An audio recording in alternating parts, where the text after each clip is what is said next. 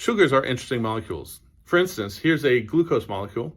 I have 6 carbons, 6 oxygens, and 12 hydrogens on here. And notice as I started putting it together, all the oxygens are kind of spiraling around the molecule chain. In fact, once I started building it in this way, I had to keep going in that same order to fit everything in. This is also glucose. But notice that the oxygens are spiraling around in the opposite direction.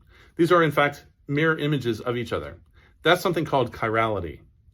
Now, if I were to make this in a chemistry lab somehow, I would make probably half this way and half that way. And you may think that's fine. You may think that these two molecules should behave exactly the same way because they are made up of exactly the same stuff. But every living thing in the world would disagree with you because every living thing in this world would only make this kind. They would never make this kind. In fact, if I were to bake a cake using only this type of sugar, my body would pass most of it straight through without absorbing any of it. It would be a low-calorie dessert. There's an interesting way that scientists can tell the difference between these two molecules by how light passes through it. Because these atoms are spiraling around here, the light that passes through also becomes circularly polarized, meaning that it's easier if the light is passing through this way than if it's passing through trying to go that way. We can see the difference by using 2 Polaroid films.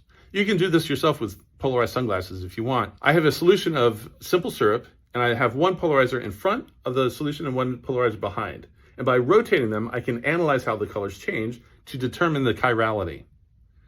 Thanks for watching.